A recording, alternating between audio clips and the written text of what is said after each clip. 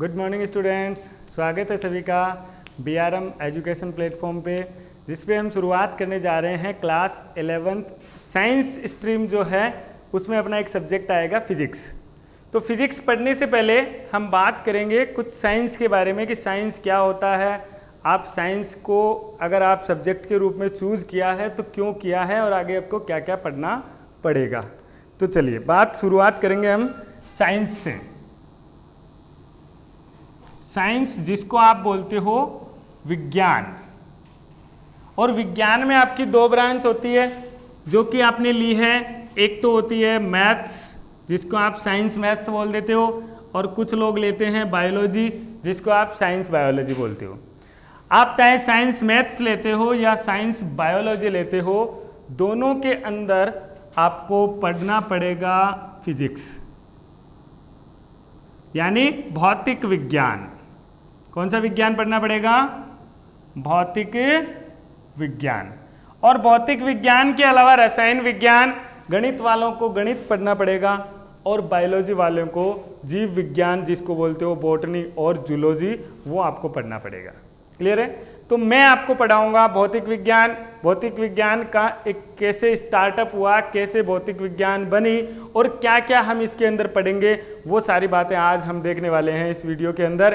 क्योंकि आप एक नई दुनिया में प्रवेश कर चुके हो। 10वीं क्लास जो थी उसमें आपने हर एक सब्जेक्ट पढ़े, विज्ञान पढ़ा, सामाजिक विज्ञान पढ़ा, लेकिन 11th में आने के बाद में आपके सारे सब्जेक्ट अलग अलग हो चुके हैं कि विज्ञान अलग हो गया, आपका आर्ट्स अलग हो जाता है, कॉमर्स अलग हो जाता है।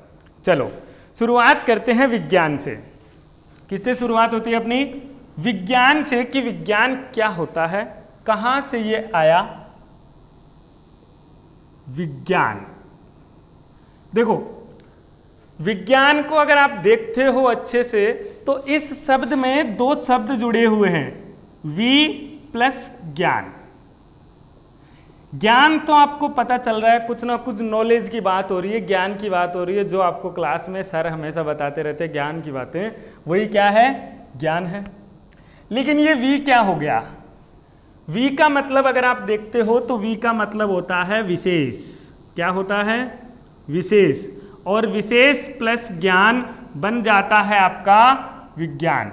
यानी आप कोई स्पेशल नॉलेज के बारे में बात करोगे जो कि क्या होती है? विज्ञान होती है। और स्पेशल नॉलेज कुछ नहीं होता है। स्पेशल नॉलेज क्या है? यानी विशेष क्या होगा इसके अंदर? आप पूरी की पूरी प्रकृति के बारे में बात करोगे। बात समझ आई? और एक विज्ञान की दूसरी परिभाषा भी होती है जो आप बोलते हो विज्ञान। विज्ञान क्या होता है? देखो मैं आपको पढ़ा रहा हूं और आप मेरे को देख रहे हो, मैं आपको कैमरे की तरफ देख के पढ़ा रहा हूं और आप मुझे ऑनलाइन अभी देख रहे हो। तो जब आप देख रहे हो तो क्या मैं आपके सामने हूं? नहीं हूं। आप किस में देख रहे हो? मोबाइल के अंदर देख रहे हो। बात समझ आ रही है?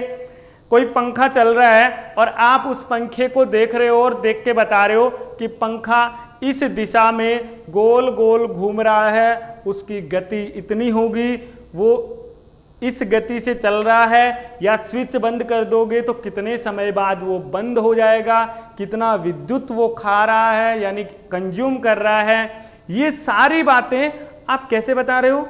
देख के बता रहे हो। यानी जैसे आप देखोगे आपको पता चलेगा पंखा चल रहा है, आपने स्विच बंद किया तो आपने उसको बंद किया, यानी आपने एक कुछ ना कुछ क्रिया की, तो क्रिया करने के बाद में वो क्या हो गया? बंद हो गया। पहला काम आपने क्या किया? देखा, यानी ऑब्जर्व किया। बात समझ आई? देखा यानी ऑब्जर्व किया, आपने देख के सोचा कि ऐसा हो रहा है, यानी आपने देख करके बताया। क्या किया? देख कर बताया कि क्या हो रहा है। दूसरी बात, आपने देख कर बताया कि ये हो रहा है, तो उससे निष्कर्ष निकाला आपने कि चलो पंखा चल रहा है, अगर ये नहीं चलता तब क्या होता? जब चल रहा है तो हवा आ रही है, पंखे के अंदर गर्मी हो रही है या सर्दी हो रही है, जो भी कुछ हो रहा है वो आपने देख करके ऑब्जर्व करके निष्कर्ष निकाला। यानी देखा और उसके बाद एक निष्कर्ष पर पहुंचे। किस पर पहुंचे? निष्कर्ष पे पहुंचे। तो देखना और उसका निष्कर्ष निकालना ही क्या होती है? विज्ञान होता है। देखना और उससे उसका निष्कर्ष निकालना, यानी ऑब्जर्वेशन और उसमें इम्प्लीमेंशन क्या होगा, विज्ञान कहलाएगा। बात समझ आई? क्या कहलाता है? विज्ञान कहलाता है, जिसको आप इंग्लिश में बोलते हो साइंस। इंग्लिश में हम क्या बोलते हैं? साइंस बोलते हैं। साइंस का मतलब विज्ञान और विज्ञान का मतलब साइंस हो जाता है। बात समझ आई? चलो, अब एक दूसरा वर्ड होता है कि ये विज्ञान आया कहां से। विज्ञान आया कहां से? तो विज्ञान जो होता है एक सिंटिया शब्द जो होता है उससे बना है। विज्ञान किससे बना है? विज्ञान बना है सिंटिया शब्द। सिंटिया, ध्यान रखना, साइंस हमने ली है तो साइंस लेने के बाद में आपकी अपॉर्चुनिटीज बढ़ जाती है जॉब के लिए, जो कि आप 12th के बाद में नेवी, एयरफोर्स, एक्स ग्रुप इनके फॉर्म भरते हो। तो जब आप इनके फॉर्म अप्लाई करते हो तो वहाँ पर भी आपको फिजिक्स काम में आएगी, और जब फिजिक्स काम में आती है तो यहीं से छोटे छोटे क्वेश्चन बन के वहाँ पे पूछे जाते हैं। कोई अलग से नहीं है कुछ भी, जो आप यहाँ पढ़ोगे उसी के क्वेश्चन आपको वहाँ पे मिलेंगे। क्लियर है? तो ध्यान से एक एक वर्ड को सुनते जाओ, एक एक वर्ड को ऑब्जर्व करते जाओ, आपके हर एक एग्जाम क्वालिफाई हो जाओगे। चलो, विज्ञान शब्द जो है ये आया है सिंटिया शब्द से, और सिंटिया शब्द का मतलब होता है जानना। क्या मतलब होता है? जानना। जो साइंस बना है वो साइंस इसी सिंटिया से बना है, क्योंकि सिंटिया को इंग्लिश में बोलते हैं सिंटिया, और इसी सिंटिया से बन गया साइंस। बात समझ आ रही है? सिंटिया, और इस सिंटिया का नाम दे दिया हमने क्या? साइंस। तो सिंटिया बोलो या फिर साइंस बोलो एक ही बात है। तो साइंस का मतलब भी क्या हो गया? जानना। यानी किसी भी वस्तु के बारे में या फिर जो चीज आप देखते हो उसके जानने के बारे में आपकी प्रतिक्रिया होती है, वो कौन सी भाषा होगी? साइंस होगी। क्लियर है बात? तो साइंस एक तरीके से एक पूरा का पूरा स्टडी है, एक पूरी स्टडी है जो किस चीज को बताती है? किसी भी चीज के नॉलेज के बारे में बताती है कि ये कहाँ से आई है, एक्सपेरिमेंट क्या है, यानी ऑब्जर्वेशन और एक्सपेरिमेंट्स अबाउट द नेचर जो देता है वो कौन सी क्या कहलाती है? साइंस कहलाती है। एक और परिभाषा अगर आप देखना चाहो तो एक और परिभाषा आपकी किताबों में अलग अलग परिभाषाएं मिलेगी, और वो इस तरीके से भी दी जाती है, The laws that govern the nature is known as science। यानी वो नियम जो किसको चलाते हैं? प्रकृति को चलाते हैं, वो नियम क्या कहलाते हैं? साइंस कहलाते हैं, विज्ञान कहलाते हैं। बात समझ आई है? तो विज्ञान कुछ नहीं है, सारे के सारे नियम है। क्लियर है? इसी विज्ञान से बन के आता है, विज्ञान से क्या बनता है? भौतिक विज्ञान। क्या बनेगा?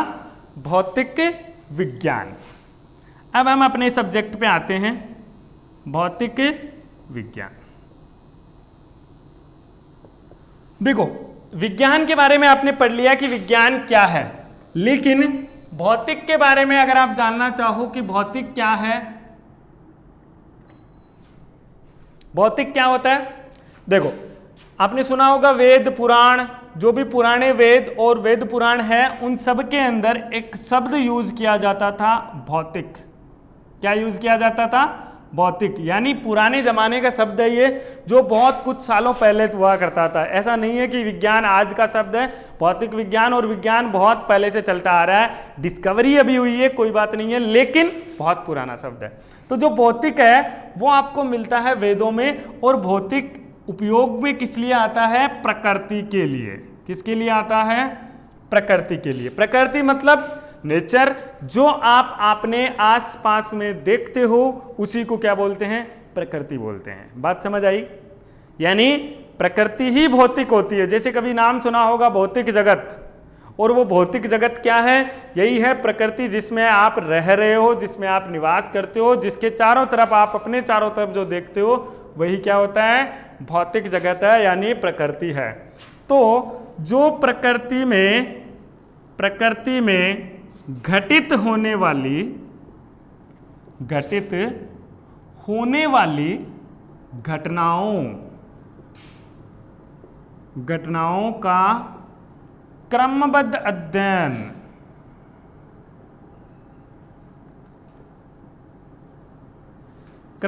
अध्ययन ही भौतिक विज्ञान कहलाता है। क्या कहलाता है? भौतिक विज्ञान कहलाता है। यानी ये एक विज्ञान की शाखा है।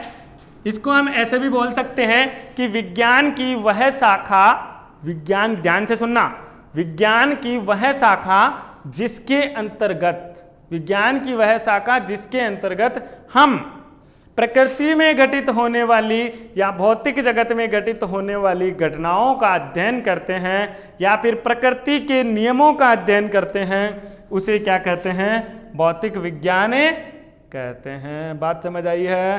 तो भौतिक विज्ञान बेसिकली कुछ नहीं है। भौतिक विज्ञान एक सब्जेक्ट है, एक तरीके से अध्ययन है, जिसके अंदर हम किसकी बात करेंगे?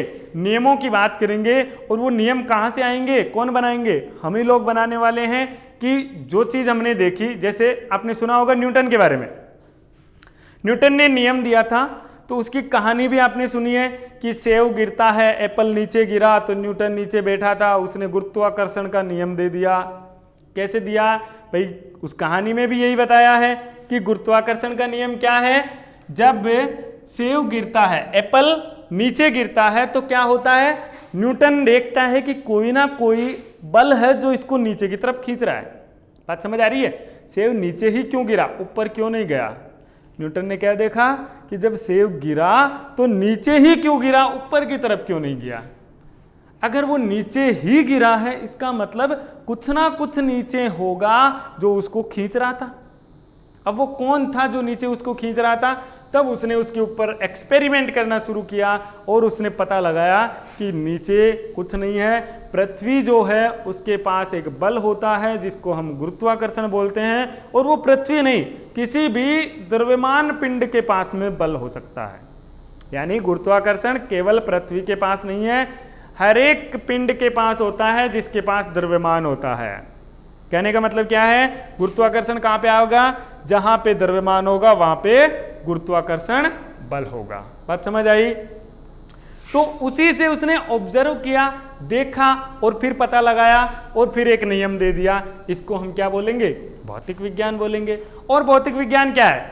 जैसे आप देखते हो अभी बारिश का मौसम चल रहा है, बारिश होती है, धूप पड़ती है, आप मुझे देख रहे हो, मैं बोल रहा हूं, आप सुन रहे हो, आप चल रहे हो, गाड़ी चल रही है, तो पंखा चल रहा है, लाइट जलती है, ये सारी की सारी क्या है? भौतिक विज्ञान है। यानी भौतिक विज्ञान जो आप अपने आसपास देखते हो वही सब कुछ क्या है? भौतिक विज्ञान है। बात समझ आई है? यानी भौतिक विज्ञान विज्ञान की एक शाखा है जिसके अंतर्गत हम अपने चारों तरफ घटित होने वाली परिघटनाओं का अध्ययन करते हैं। क्लियर? और भौतिक विज्ञान एक ऐसा सब्जेक्ट है जो आपको हर चीज का रियलाइज कराता है कि ये चीज कहाँ से आई है, क्यों आई है, कैसे आई है। क्यों? क्योंकि उसको जो लाने वाले थे, जिन्होंने नियम दिए हैं, वो नियम देने वाले ही कौन है? इंसान थे। और वो इंसान बना के गए हैं, तो पढ़ने वाले और पढ़ाने वाले भी कौन है? इंसान ही है। और वही इंसान आपको वही चीज डिलीवर करते हैं जो चीज एक्चुअल में होती है। क्लियर है? तो इसमें रटने रटाने वाली चीज बिल्कुल नहीं है। और आपको एक ही राय दूंगा, अगर आपने साइंस ली है, क्लियर है, साइंस ली है, तो ये एक शब्द जो होता है इसको अपनी जिंदगी से निकाल देना।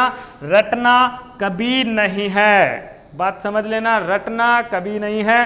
खास तौर पे फिजिक्स में आपको कहीं पर भी रटने की जरूरत नहीं पड़ती है। ऑलवेज जो चीज है, जो एक्चुअल में होती आ रही है, वही करते जाना है। अपने आप आपका जो भी आंसर होगा वो आ जाएगा। बात समझ आई? तो फिजिक्स को रटना रटाने वाली चीज नहीं है। फिजिक्स समझने और समझाने की चीज है और ऑब्जर्व करने की चीज है। चलिए अब हम बात करते हैं, देखते हैं कि फिजिक्स कितने प्रकार की हो सकती है, जो कि हम पढ़ेंगे। तो भौतिक विज्ञान के कुछ प्रकार होते हैं।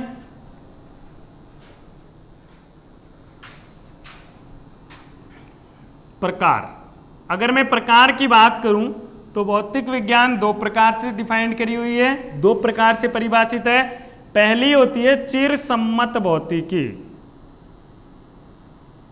चिरसम्मत भौतिकी क्लियर है। दूसरी होती है आधुनिक भौतिकी। आधुनिक भौतिकी, अब देखो इसमें चिरसम्मत में और आधुनिक में फर्क क्या होता है और क्या बनाया। चिरसम्मत का मतलब कोई पुराना नाम है, आधुनिक मतलब नई है, मॉडर्न है, इसको बोलते हैं मॉडर्न फिजिक्स, इसको बोलते हैं क्लासिकल फिजिक्स। क्या बोलते हैं? Classical physics, modern physics. तो चिरसम्मत और आधुनिक नाम क्यों दिए, क्या जरूरत पड़ गई? आधुनिक मतलब जो अभी लेटेस्ट में चल रहा है उसको हम क्या बोलेंगे? आधुनिक। चिरसम्मत मतलब जो पुराना चलता आया है, शुरुआत जहां हुई थी वो चिरसम्मत भौतिकी होती है, और आधुनिक के अंदर जो अभी मॉडर्न चल रहा है वो चीज की स्टडी करेंगे। बात समझ आई? तो चिरसम्मत भौतिकी के अंदर कुछ विज्ञान की शाखाएं हैं। ये अगर आप हाई लेवल पे जाओगे, जब आप बीएससी करने जाते हो, इंजीनियरिंग करने जाते हो, तब क्या होता है कि इन चीज़ों की एक अलग अलग बुक्स बन जाती है और अलग अलग आपको हाई लेवल की स्टडी मिलेगी। लेकिन फिलहाल के लिए आपके चैप्टर के रूप में होगा, और जो भी चैप्टर के रूप में है वो क्या क्या हो सकता है। देखो चिरसम्मत भौतिकी के अंदर आती है मैकेनिक्स। क्या होती है? मैकेनिक्स। पहला आता है मैकेनिक्स,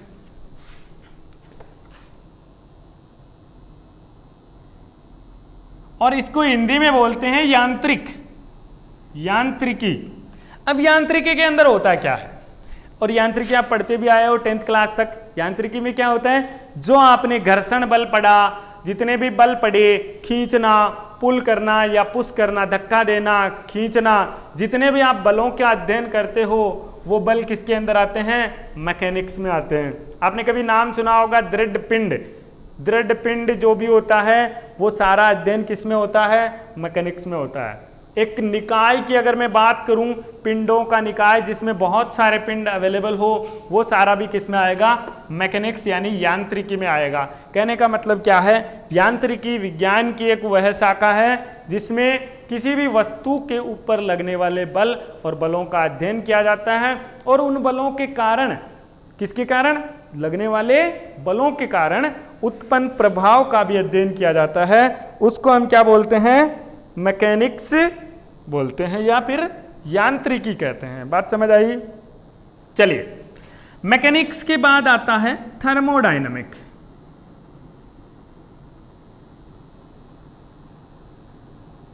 ऊष्मागतिकी। नाम से पता चल रहा है ऊष्मागतिकी। तो इस यांत्रिकी के अंदर हम अध्ययन कर लेते हैं बलों का। तो बलों के कारण क्या होगी?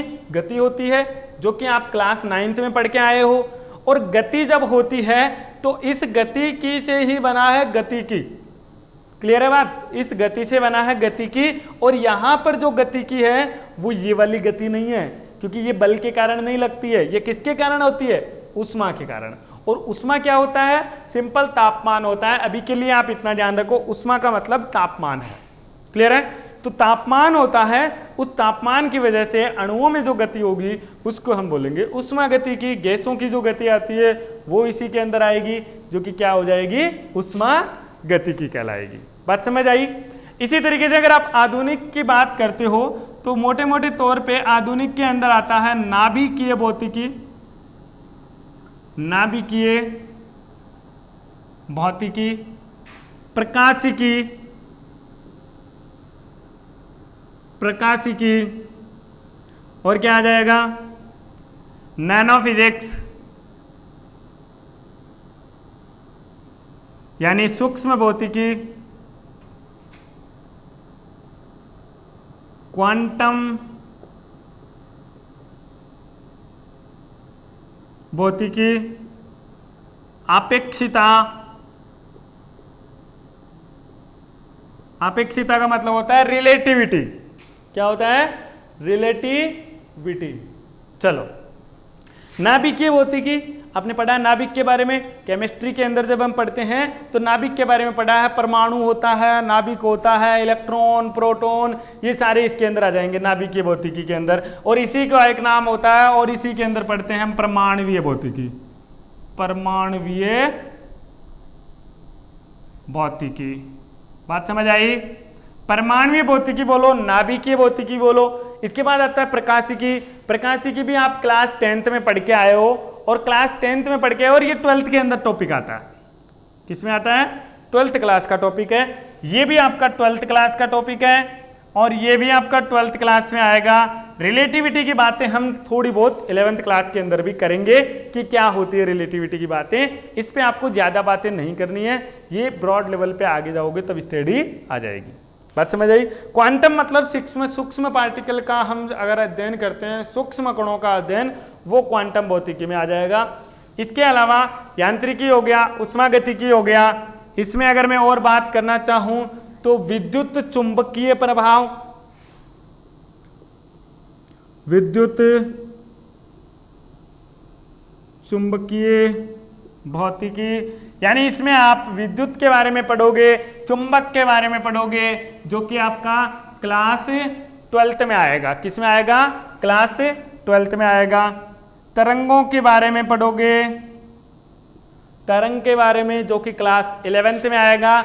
ये तरंग का टॉपिक क्लास 11th में सबसे बड़ा टॉपिक है 11th का, जो कि मैकेनिक्स के रूप में आता है। यांत्रिकी जिसमें आप गुरुत्वाकर्षण बल, जितने भी बल होते हैं सारे बल यहाँ पे पढ़ते हो आप अलग अलग टॉपिक के रूप में। गति के बारे में अध्ययन करते हो कि किसी भी ऑब्जेक्ट का या किसी भी कण की गति किस प्रकार से होती है, किस प्रकार से अगर उस पर ऊपर बल लगाया जाए तो वो किस तरीके से गति करेगा, वो सारा अध्ययन हम किस में करते हैं? गतिकी में करते हैं। ये है भौतिक विज्ञान की कुछ बेसिक परिभाषाएं और बेसिक जो कि भौतिक विज्ञान के बारे में जानना जरूरी होता है। और आपका ये पहला चैप्टर है, ये जो मैंने अभी अभी आपको बताया है वो चैप्टर नंबर 1 के अंदर आता है भौतिक जगत।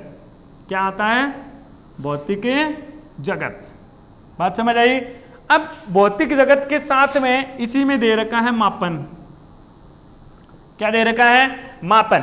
तो मैं बेसिकली मापन से अपनी फिजिक्स की स्टार्टिंग होती है। ये तो फिजिक्स के बारे में है कि भाई फिजिक्स कौन है, फिजिक्स के बारे में, भौतिक विज्ञान के बारे में जाना है हमने कि भौतिक विज्ञान है कौन एक्चुअल में, जिसके बारे में हम पढ़ने वाले हैं। बात समझ आई?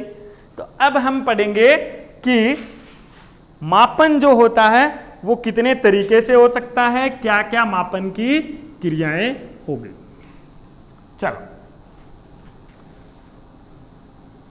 तो अब सीरियस होकर के एकदम स्टडी करनी है, अच्छे से समझना है हर एक चीज को। जहां दिक्कत आती है, आप जिस भी टीचर से पढ़ रहे हो, जरूरी नहीं है कि हर जगह एक ही टीचर रहे, जिस भी टीचर से पढ़ रहे हो, भौतिक विज्ञान पढ़ते टाइम ध्यान रखना कि भौतिक विज्ञान में कुछ भी रटने वाली चीज नहीं है। जो भी चीजें हैं एक्सपेरिमेंटली प्रूव है, क्योंकि हम क्या बोलते हैं? साइंस। साइंस का मतलब क्या होता है? जो चीजें साइंटिफिक है, साइंटिफिकली प्रूफ है, यानी साइंटिस्ट जिन चीजों को एक्सप्लेन करके जा चुके हैं कि ये चीज इस तरीके से होती है और आपको दिखा के गए हैं कि ये इस तरीके से हुई है, तभी इसको दिया है। यानी ऑब्जर्वेशन देन रिजल्ट, पहले ऑब्जर्व किया फिर रिजल्ट दिया। तो वो ऑब्जर्वेशन आपको दिखाई देता है, और दिखाई देता है तो हमें समझ में भी आना चाहिए, क्योंकि फील उसका जब तक नहीं करोगे तब तक भौतिक विज्ञान कोई मतलब का नहीं है। बात समझ आई? तो भौतिक विज्ञान को पढ़ने के लिए समझना है, रटना नहीं है। चलो बात करते हैं मापन की, कि मापन क्या होता है। मापन की आप जब बात करोगे तो सबसे पहली आपको चाहिए, एक नाम आता है भौतिक राशियां। क्या नाम आया? भौतिक राशियां। मापन का मतलब क्या है? किसी भी चीज को मापना, मापना या तोलना। आप कहते हो कि सर मेरी हाइट जो है, मेरी ऊंचाई जो है वो 5 फुट 6 इंच है, या मेरी ऊंचाई 4 फुट है, मेरी ऊंचाई 4.5 फुट है, तो वो कैसे नापा? कैसे किया भाई कि 4.5 फुट है? तुम्हें किसने बोला 4.5 फुट के हो तुम? तुमने एक फीता लिया होगा और उस फीते को यहाँ से यहाँ तक लगाया, तभी तो आपने नाप के बताया कि 4.5 फुट के हो। अरे बोलो, बात समझ आ रही है? तो वो 4.5 फीट है, वो किसी ना किसी ने पहले डिफाइंड किया होगा, क्योंकि अंतर देखा जाता है, रिलेटिव स्टडी की जाती है। जो आया था यहाँ पे अपेक्षिता, अपेक्षिता का मतलब रिलेटिविटी, यानी आप किसी भी दो चीजों को आपस में जोड़ रहे हो कि इसका इसकी तुलना में कितना है। बात समझ आई? तो आपने एक फीता लिया जिसके ऊपर पहले से ही नापी हुई चीज दर्शाई हुई है, जिसको हम बोलते हैं फिट के अंदर होती है, वो फुट में आप बोलते हो या फिर सेंटीमीटर में आपकी स्केल पे होता है, मीटर के अंदर भी आपकी स्केल के अंदर होता है जो आप अपने पास बैग में रखते हो। तो फुट, सेंटीमीटर, मीटर, ये सब क्या है? ये सब क्या है? ये सब लंबाई को मापने के लिए वैज्ञानिकों ने एक स्टैंडर्ड बनाया था कि अगर आपको लंबाई नापनी है तो इसमें नापोगे। बात समझ आई? लंबाई नापनी है तो किस में नापोगे? इन सारी चीज़ों में नापोगे। आप बाजार में चीनी लाने जाते हो या फिर कोई भी सामान लाने जाते हो किराने का, तो क्या कहते हो?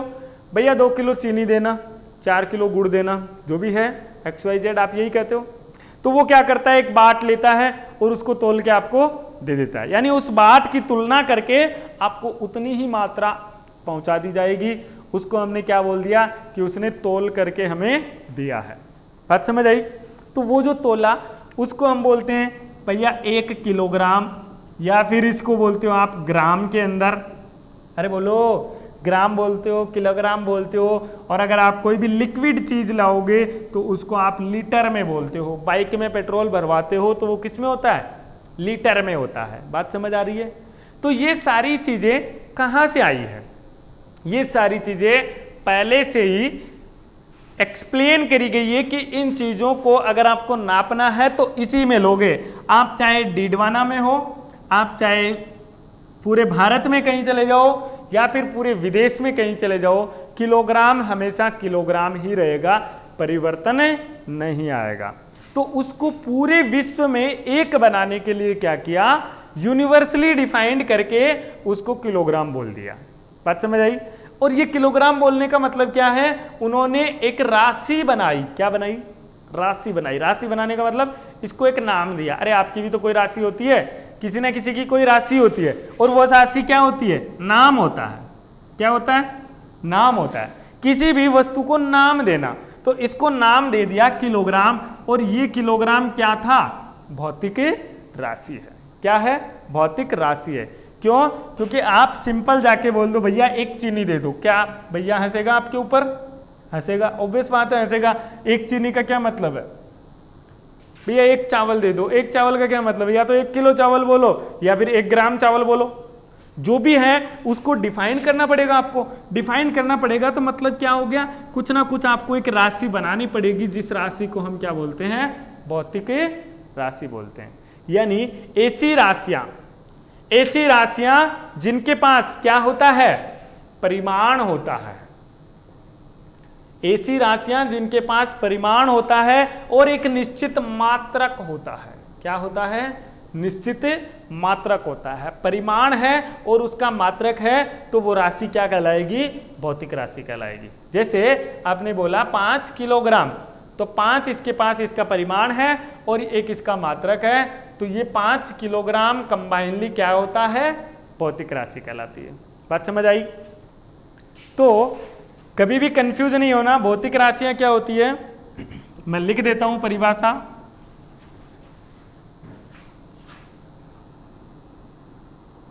ऐसी राशियां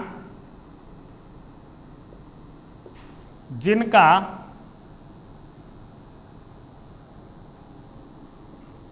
परिमाण तथा मात्रक, ऐसी राशियां जिनको परिमाण तथा मात्रक दोनों से दर्शाया जाता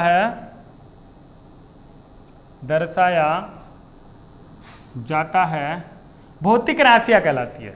कौन सी राशियां कहलाती है? भौतिक राशियां कहलाती है। उदाहरण के लिए अगर मैं बोलना चाहूं तो क्या हो गया?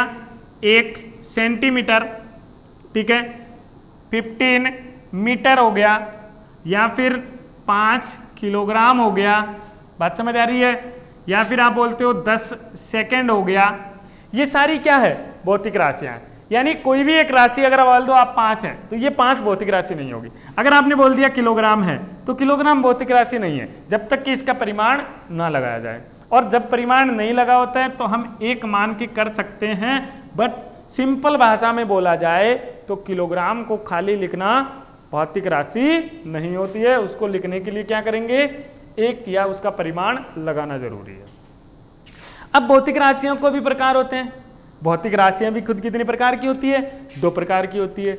अब वो 2 प्रकार किस प्रकार से होती है, उनको भी हम बोल सकते हैं कि भौतिक राशियां एक तो होती है जो किसी पे निर्भर ना करे, एक वो हो सकती है जो किसी दूसरे पे निर्भर करे। यानी कहने का मतलब क्या है, एक भौतिक राशि ऐसी है जो किसी पे भी निर्भर नहीं कर रही, खुद अकेले जीवन जी रही है। एक भौतिक राशि ऐसी है जो किसी दूसरों पे निर्भर कर रही है और उनसे मिलकर बनेगी, तो उनको बोलेंगे हम क्या, जो किसी पे निर्भर करती है। तो जो निर्भर करती है उसको बोलते हैं व्युत्पन्न भौतिक राशियां, और जो निर्भर नहीं करती है उसको बोलते हैं मूल भौतिक राशियां। क्या बोलते हैं, मूल भौतिक राशियां। और ध्यान रखना मूल भौतिक राशियां कितनी हैं, 7 है। 7 ही मूल भौतिक राशियां हैं और बाकी सारी भौतिक राशियां क्या है, व्युत्पन्न भौतिक राशियां हैं, जो कि हम पढ़ेंगे नेक्स्ट क्लास में। तो भौतिक राशियों के प्रकार हम अगली क्लास के अंदर पढ़ेंगे। तब तक के लिए थैंक यू वेरी मच। एक बार इसको रिवीजन कर लेना, उसके बाद दूसरा लेक्चर देखना ना भूलें, दूसरा लेक्चर जरूर देखना।